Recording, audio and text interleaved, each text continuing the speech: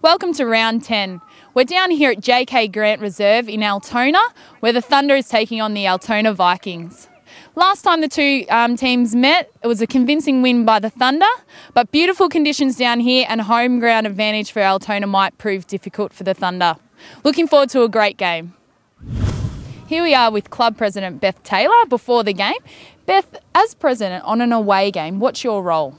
Every away game I'm one of the bus drivers, which is great fun. I really enjoy driving the bus, and today's trip down was a bit of fun. We had a couple of detours because unfortunately there'd been a bad accident on the road, but we also went for a bit of a tour around downtown Altona because we got lost, so it was fun, yeah.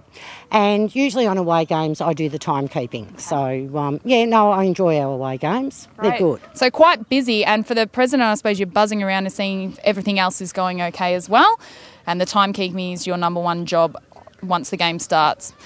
So we are down here. It's a beautiful day here at Altona. How do you think the girls are going to go out there? Yeah, look, I think they'll go pretty well today. Altona are sitting on the bottom of the ladder, but that doesn't mean that we're going to have good competition. We only played them once last year. Conditions were very different that day. It was very windy with a strong sea breeze, but I think today will be good, and it suits our players, dry. They like the running and that type of thing, so it should be a good match. Fantastic. Well, thank you for taking time out in your busy schedule today to talk to Thunder TV. Thank you. Thanks, Leah.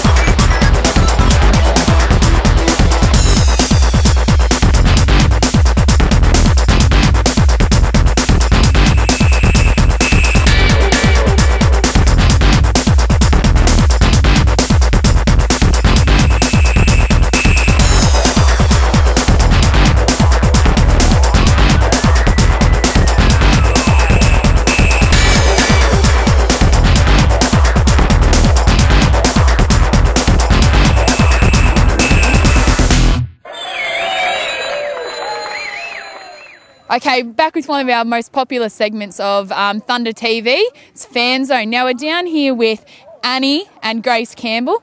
Now, girls, what's your connection to the club? Lil is our sister. She's the middle sister in between us two.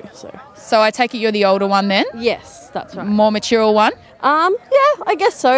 You could say that.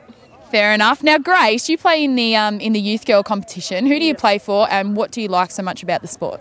I play for Huntley, and I don't really know what I like so much about it. I don't know, hurting people, I guess. Yeah. Okay, so hurting who? What about kicking goals or anything like that? You play in the middle, don't you? Yeah. So, yeah, I guess kicking goals is good. Fantastic. And now the girls are up by 10 points at half-time here. How do you think your sister's going personally? Well, I think she's going all right. I don't really know much about football, so, I mean... I'm just like, she's yeah. Going okay? Yeah. Look, the team's lifted in that second quarter, which is good. And Grace, from your point of view, how do you think the team as a whole is going out there? Or what do you think they need to change in the second half? I don't know really. I think their run's good, but I reckon maybe the forwards need to play a bit more in front and that sort of stuff. But yeah. I think you just took the words right out of the coach's mouth. He did just say that just previously. Girls, thank you very much for being part of Thunder TV today, and enjoy the rest of the game. Thank you.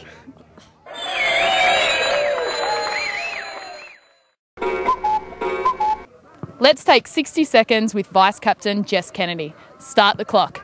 Jess, nickname? JK. Any pet hates? No. Favourite football team in the AFL? Carlton. Favourite player? Chris Judd. Any superstitions before the games? Get taped, wear a scrunchie. Okay, and where are you usually in the taping line? Usually at the top, but today I'm last, so not happy. Not happy about that. Favourite destination if you were travelling? South America. Okay, what's your playing number? 14. Quick maths question. What is 6 goals 8? 44. Correct. I think that's the first one to get it right. Well done. Any pets at home? 2 dogs, Bundy and Collar. If you weren't doing footy, what would you be doing? Playing netball. Okay, who's the biggest practical joker in the team? Probably MK or Lil. Okay, who thinks they're God's gift to footy? Emma Grant, Jess Kyle. That's a tie. Oh, that's a tie. Excellent. And favourite position on the field? Up the forward line, but I play in the midfield. Looks like we've run out of time. Thank you very much for taking 60 seconds. Thank you. We're here with Cherie O'Neill after today's game. Now, Cherie, tough game out there for a bottom side. They really took it up to you guys today. Oh, they did. I think they come out hard, and they, as you say, they've got nothing to lose. So they've come out and they're playing the top 10. They've got something to prove as well. So I think they really took it up to us, and we sort of were lucky to come away today. I reckon there's a few times there very close. So. Yeah, I mean, and I think something else that stood out, particularly watching it, was the fact that we had something like 7 individual goal scorers. Did you think that played a part in it? Did you think that was Altona's pressure? Absolutely. They've got a really good backline and hitting hard and always sort of on the player. So the fact that, as you say, 7 individual players and a few centre players got a few goals today. So I think that is good credit to Altona.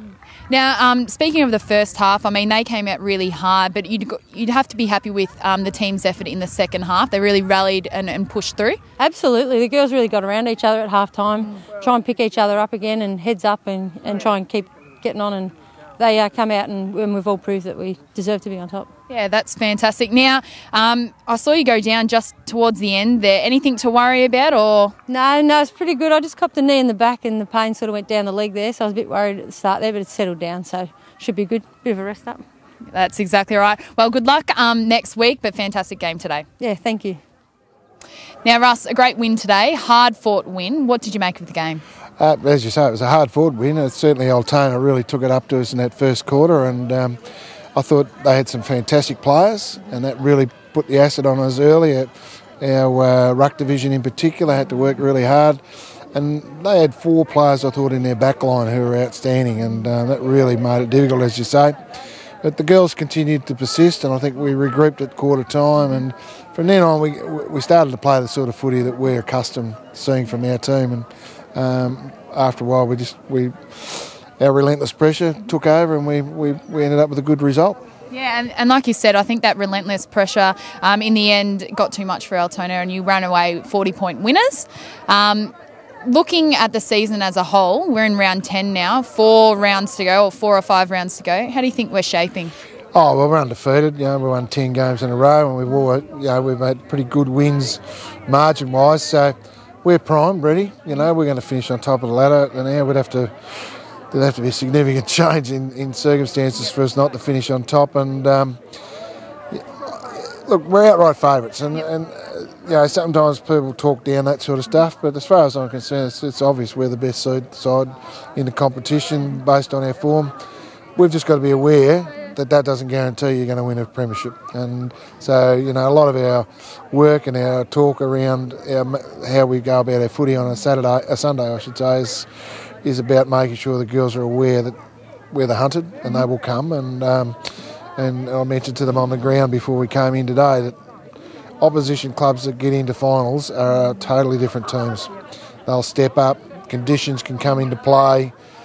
Who knows, the next 5 home and away games, what sort of injuries we might sustain. So we've just got to be totally prepared, regardless of whether we're, 10 games clear or a point clear. We've just got to be ready to play. Now, Russ, you just touched on injuries there, and I know that there's quite a few girls in the past weeks that have injured themselves, but there's also a lot of girls coming back into the team, which makes it healthy competition within the team itself. How do you see that panning out in the next few weeks? Well, yeah, a couple of people said, it's going to get hard for me, and I understand that, and I wouldn't want it any other way, really. I want to have the best team to pick from, and I think we would have 8 players who are currently out on the injured list, and 7 at least would be available next week. So that's, 7 players knocking on the door to get into a team that won today by 6 or 7 goals. It is going to be tricky, but I pointed out to the girls that they need to look at themselves in terms of not only how they perform in a game, but who might be likely to challenge them for a spot. And so they've got to make sure they perform better than their competitors for positions at training, in anything we do. Yep. If you're going to be in the 22-3 that we pick for the finals, You've just got to make sure that you've given yourself every opportunity. At the end of the day, football takes care of itself. You know, the best team rolls out there. You know, if I make a mistake, well, we'll wait and see. But at this stage, I'd much rather have 32 healthy players to pick from than 22. Most definitely. Well, congratulations on the win today, and I really appreciate your time. Yeah, love it. Go, Thunder. A really hard-fought win today for the Thunder Girls down here at Altona. Let's take a look at the weekly wrap-up.